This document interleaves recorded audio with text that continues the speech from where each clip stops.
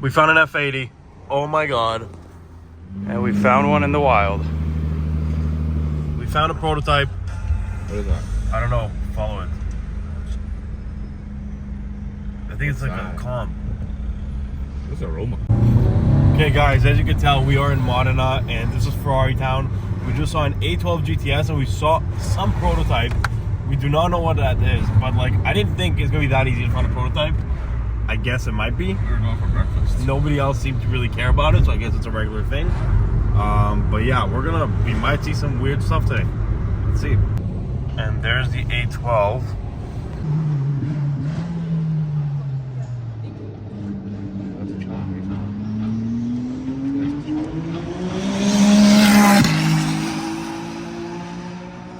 So guys, we're camped out of the Ferrari test track, and as you can see,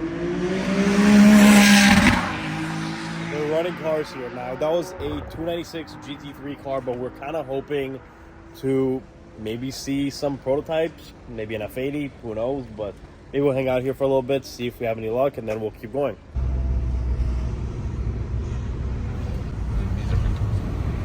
Those are Rosaldino, California. We found an F80. Oh my god.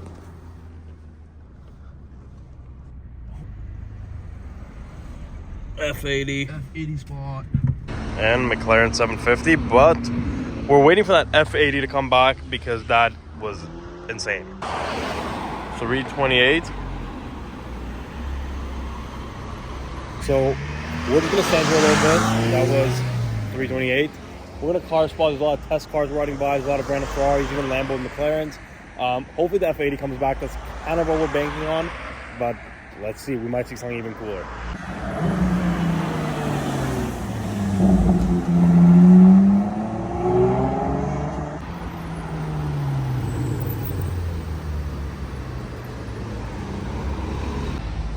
.458 Spider. Oh yeah. So we got this random workshop here. There's an F40 open up right there, but we're not too sure. But the license plate says 275 LM, but I think it's 250. But I don't really know. If you guys know, just let me know in the comments. But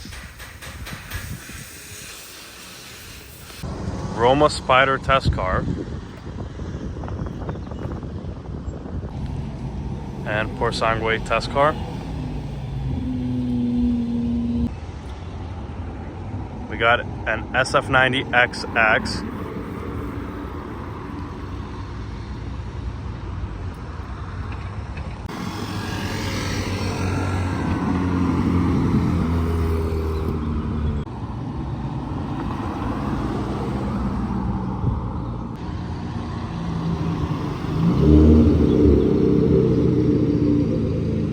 Yep, had to make this the first stop.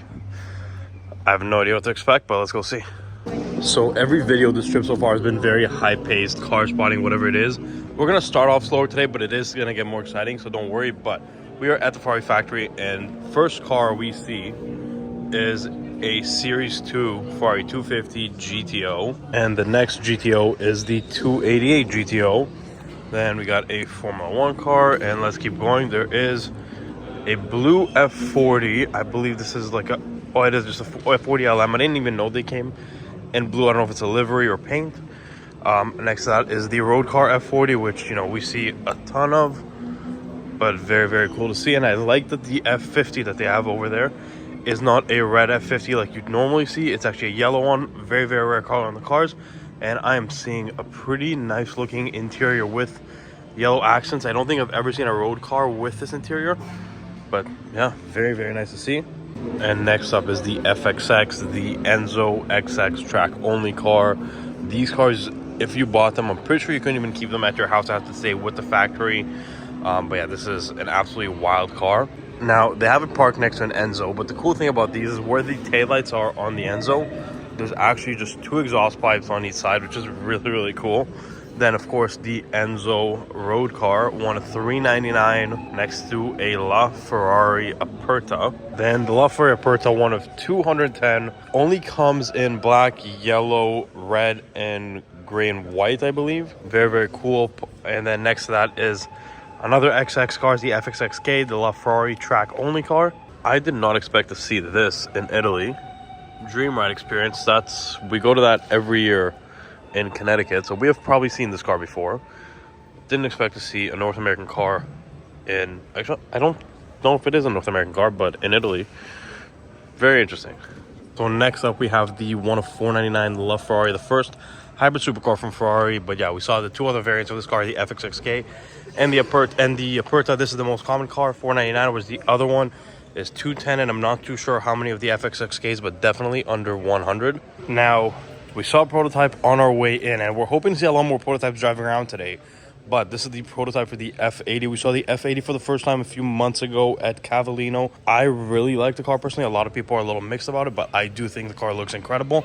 Crazy part is that gigantic spoiler goes all the way down and lines up with the body, where it looks like that is like a GT3 RS spoiler, just sits there. But at least in the production car, that goes all the way down.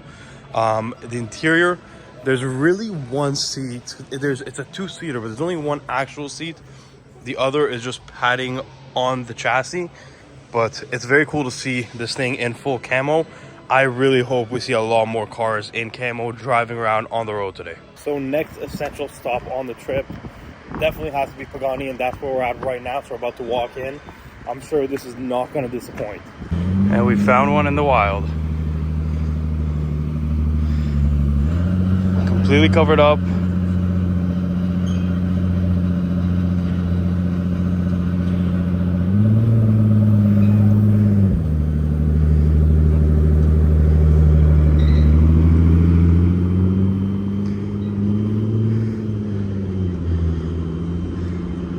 Yeah, so outside is the Imola, kind of based off the Huayra, I guess. I don't know if it's considered a different one or a version of it, but yeah, the front bumper looks awesome. The one thing I love about this car, I think the matte silver with not that much exposed carbon fiber on the outside is so nice. But matte silver is potentially one of the nicest colors you can get on a car, especially with the metallic flake that this car has. And of course, with this background right here at the Pagani factory, it doesn't get much better than that. So we're in the Pagani factory. There is the Zonda Nonna. So this one has 500,000 kilometers, been crashed like a ton of times, tested like it started out as C12, it literally became a Cinque, Tricolore, everything, like they tested it on this car. So this car has pretty much the most modern recent R&D done to any Pagani is on this specific car right here. Then next to that, the orange Zonda F, kind of one of my favorites because it's still kind of the original Zonda. They did in 760, it nothing too crazy, but it's still not like the original one, which only had like 398 horsepower, which is how this one started. But right now this probably has over 800 horsepower. But this is pretty crazy because next to that there's the Cinque Roadster, the last one, 5.5. So there were 3 white cars, and then there was 2 colored cars, I believe a red and a yellow. They were Roadsters. So pretty much for the Cinques, there's 6 total white cars, 4 colored cars, 2, 3, 3 for the Roadsters and the coupes. Yeah, this is huge money, crazy car. The Zonda R right here. These we've seen around Car Week, a lot of stuff like that, but yeah, pretty crazy track car. The Barchetta version right over there. The Zonda F is so cool. So yeah, like this is the kind of best Zonda that didn't really recreate, made it 760. No, it's not over the top, but it's not a little outdated. Not that a C12 would be outdated. It's still such a sick car, but this is still fast by today's standard, but it's not kind of over the top with the design. Whereas obviously this is, I don't know if I'll say over the top, but Zonda Cinque is iconic. It's just kind of like a 1 of 5 type thing, and it's not a car you really ever see. You know, I'm lucky if I see one of these once a year. This one is number 5 of 5 of the Roadsters. But yeah, it's crazy that there's only 4 cars that are not white, 2 Roadsters, 2 coupes. Then the Barchetta here looks wild. This paint scheme with the silver, the red, and the blue on top of the exposed carbon. The blue wheels with the matching brake calipers. The interior is same thing, matte blue. We've seen another Huayra with a matte blue interior similar to this, but this has got to be the craziest car to leave the Pagani production line, I think, as a concept. And then next to that, the BC. We've seen these all the time. Original production number is supposed to be about 20. I believe there's probably closer to 40 or 50 of these cars. Then the Zonda R, the kind of beginning of the real just track era for Pagani. I mean, this is pretty cool. And the final car inside is the HP Barchetta, the 1 of 3 Zonda that I think is 15 million brand new. This is Horacio Pagani's personal car. Another one of the three actually crashed a few years back on some Verduno, I believe. But this car is still here. We've seen this car at Car Week in Connecticut. We've seen it a few times actually, but now it's in its kind of final resting place here at the museum. Of course, next stop after Pagani has got to be Lamborghini. As you can see, the famous museum showrooms up there. The more regular cars, which is crazy because I refer to a Murcielago SV and stuff as regular, are closer up. When we get inside, we're going to see the really rare stuff. We're at the Lamborghini Museum. Downstairs, we have the Periscopio Countach.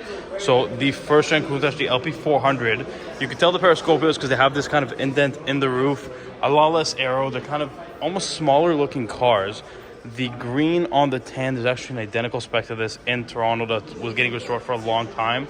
Then next to that here, we have the Espada, the gigantic four-seater. And I mean four-seater. Look at the legroom here. I mean, the car is super wide, super massive. You could easily fit 4 people in these. Then next to that is, in my opinion, the best looking car ever made. The Lamborghini Miura, what started the kind of modern supercar era, the first mid-engine supercar. Funny enough, they actually tried to design it as a front-engine car. So, you know, it kind of looks like all the other cars, but it actually set the trend for the mid-engine cars. What a beautiful looking car in this color specifically. It just looks great. Next to that, the 350 GT, kind of more of a GT car rather than the Miura. Also an absolutely great looking car, probably more of the Ferrari type of styling for a car like the 350 GT. I am definitely more of a Miura type of guy. So before we get into the absolutely wild side right there, let's start off right here. We have a Gallardo Squadra Corsa in silver. Very, very nice, very discreet color for this car. But then next up is the Murcielago SV. Even though the plaque in the middle will say 350, I guess this one's a factory car, so it doesn't have a plaque. But they only made, I believe, 186 cars, only 5 to 7 of which were manual. Now, these cars mostly came with a big wing, but there was a small wing option. E-gear transmission on most of them. This orange one is incredible. You can get either the small riding or the big SV riding right here. Then next to that is the 1 of 80 Diablo GT, the open headlight. This is probably the most aggressive version, road version of the Diablo ever made. This is kind of when Audi started taking over. Before the 6.0 came out, I think this was the first car with the 6.0 engine. But yeah, 80 in the world, 186 in the world. Also super rare with this Squadra Corsa. Next to that, Performante SVJ, but I'm not going to bore you with those cars because we do see these cars all the time. But let's look at these. So we have the Countach 112 in the world. We went for a ride in one on the track about a year or two ago. Thing is absolutely mental. We are there with the release. I think it was this specific car that we saw as well. Then the Sian 1 of 63.